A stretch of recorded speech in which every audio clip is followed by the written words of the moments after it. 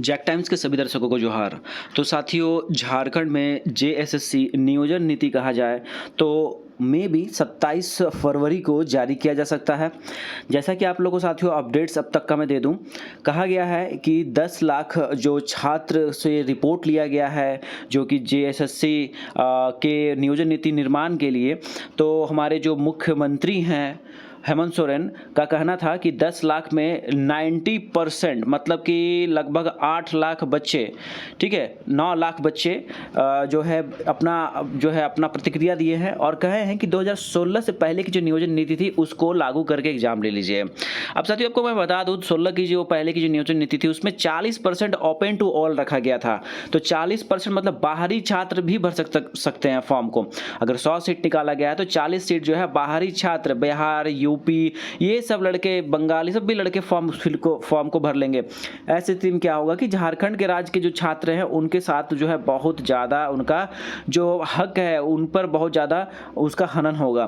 तो यहाँ पे मैं आप लोग कुछ सबसे पहले दिखा दूं कि झारखंड राज्य के जो सरकार है, जो हेमंत सोरेन है, वो पता नहीं क्या जो सोच रहे हैं कि भाई अपना जब हमारा जो भी अधिकार है उसको हम उसके लिए हम नहीं लड़ सकते हैं क्या?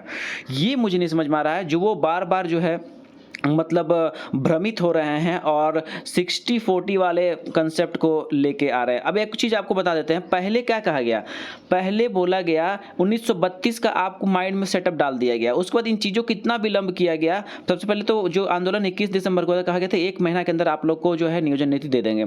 चीज़ों को जब लेट किया जाने लगा तो माइंड प्रेशर जो है स्टूडेंट्स का बहुत ज़्यादा, पैनिक होने लगे बच्चे, और लगा कि जो है भाई उसी को ले लो, एग्जाम ले लो तुम, हमको नहीं चाहिए 1932। अभी तो ये माइंड सेटअप हो गया। आप समझ लीजिए ये इस ट्रेजेडी समझिए, या फिर इसको जो है पॉलिटिकली जो है इसको मोल्ड किया गया है वो समझ लीजिए कि पहले जो है माइंड में बच्चों का ही चलता था कि हाँ सिर्फ और सिर्फ झारखंड के लड़के ही एग्जाम में बैठे, लेकिन अभी ये भी चलने लगा कि 10% दे दो, चलो कोई बात नहीं 10% दे दो।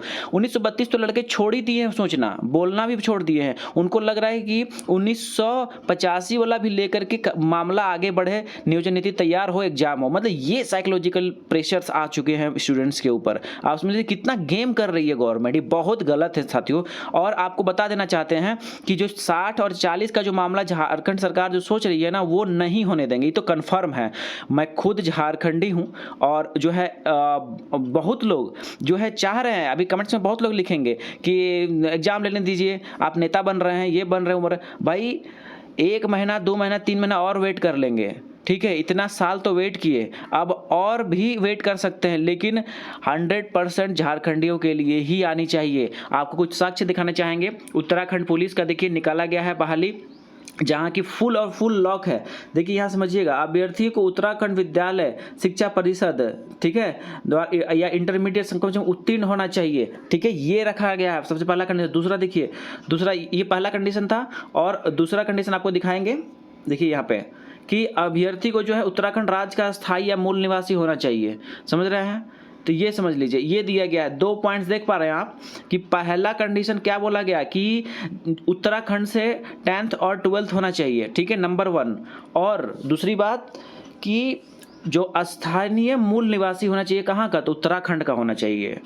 तो मैं शुरू से यही कह रहा हूँ कि 10-12 की अनिवार्यता जो उसको हटाओ मत, 10-12 की अनिवार्यता रहने दो, लेकिन जनरल कैटेगरी को उस स्कीम से जो बाहर कर दिए थे उसको भी इस स्कीम में ले आओ बस, ठीक है। लेकिन 10-12 भी रहेगा झारखंड से ही होना चाहिए, पहला बात। दूसरी बात कि जो अनारक्षित वर्ग हैं, जो जनरल कैटेगरी के छात्र हैं, वो छात्र अगर बाहर से कर लिए हैं 10-12 या ST SC OBC कोई भी बाहर से 10-12 किया है, ठीक है, लेकिन अगर वो झारखंड का मूल निवासी है तो भी वो फॉर्म को फिलअप करेगा।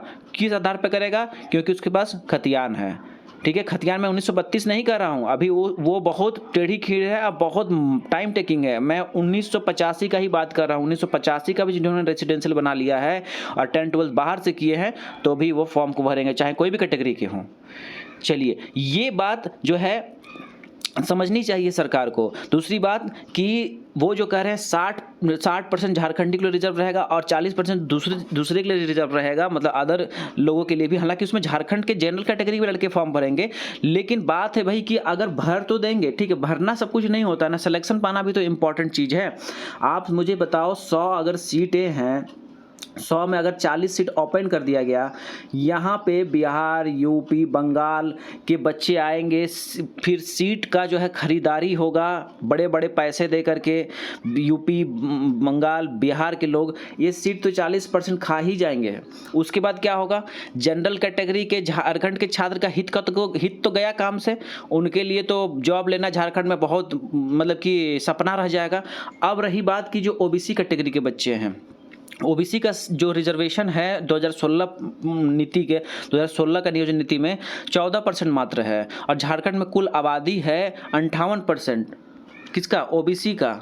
अब समझ लीजिए कि ये 14% में जो मात्र सीट रिजर्व है, इसमें 58% बच्चे कैसे फाइट कर पाएंगे? क्या स्थिति होगा? ओबीसी का कट ऑफ का क्या हाल होगा, समझ रहे हैं आप?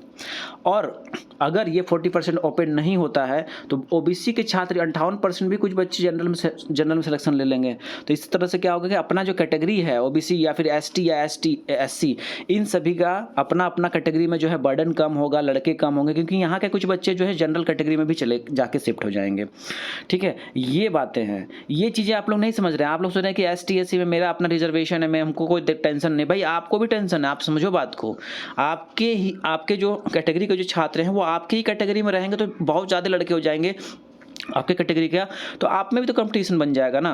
और मान लीजिए अगर आप सभी को, अगर एसटी ही है, चाहे एससी चाहे ओबीसी, अगर आपको मौका मिलता है कि 40% ओपन में भी जाने का, तो आपके पास दो ऑप्शन है ना। मान लीजिए कि पहले आपके पास, जिस फॉर एग्जांपल मैं ओबीसी की बात करता हूँ, आपके पास 14% रिजर्वेशन तो है ही, प्लस 40 भी तो है जनरल का, तो कितना हो गया? 54% टोटल आपके पास सीटें हैं।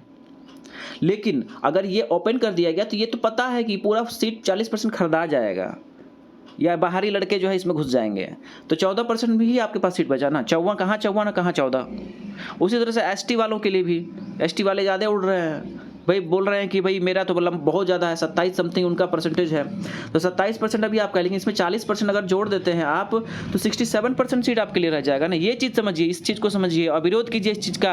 40% और 60% का विरोध बिल्कुल होना चाहिए। एक और आपको दिखाते हैं, उत्तराखंड पुलिस की भर्ती थी, आइए देखिए छत्तीसगढ़ दरोगा का जो फॉर्म आया वो उसमें क्या लिखा गया है? झारखंड के फॉर्म जो है छात्र नहीं डाल पाएंगे, क्यों? क्योंकि आवेदक कहाँ का होना चाहिए? छत्तीसगढ़ राज्य का स्थायी निवासी होना चाहिए। कन्फर्म यहाँ पे पढ़ लीजिए एक लाइन, ठीक है। तो ये अगर लिख देगा तो आप तो खाली एक लाइन किसी सुनिएगा कि नहीं वहाँ सिर्फ छत्तीसगढ़ का मांगे, तो आप सोच भी नहीं कीजिएगा फॉर्म भरने का, ठीक है। तो ये चीज़ें आनी चाहिए। झारखंड का भी जो फॉर्म फिलअप का जो स्टार्ट होगा, जो कि नियोजन नीति तैयार होगा, उसमें ये लाइन जरूर आना चाहिए कि झारखंड का स्थायी निवासी होना चाहिए। चलिए बगल के जो राज्य है बिहार पे भी आ जाते हैं। बिहार में टीचर का देखिए 100% लॉक रखा गया है। क्यों भाई? यहाँ पे देखिए क्या लिखा गया, भारत का नागरिक तथा बिहार राज्य का निवासी हो। पढ़िए यहाँ पे, ये पढ़िए, ये लाइन पढ़िए, ठीक है। तो बिहार में भी ये स्थिति है, और बिहार के जो लोग हैं बहुत सारे वो चाह रहे हैं कि झारखंड का जो फॉर्म ओपन हो उसमें भी अप्लाई करें। भाई अपने राज्य में आप यहाँ पे तो मौका दे नहीं रहे हो दूसरे राज्य को भरने के लिए, और खुद एक्सपेक्ट कर रहे हो कि जो है दूसरे राज्य में जाके हम फॉर्म भरें, तो ये तो सही बात नहीं है ना। चलिए कोई बात नहीं है, बट ये बात मैं फाइनली कंक्लूड कर देता हूँ कि अगर गवर्नमेंट अगर 60-40 वाली नीति लाती है तो इसमें बहुत बड़ा विरोध होने जा रहा है, और होगा भी, खुद मैं सपोर्ट करूँगा। तो इन चीज़ों को छोड़ करके गवर्नमेंट बस ये कर दे 100% ओनली फॉर झारखंडी, इतना करे बस। तो साथियों आज के लिए इतना ही, बहुत बहुत धन्यवाद।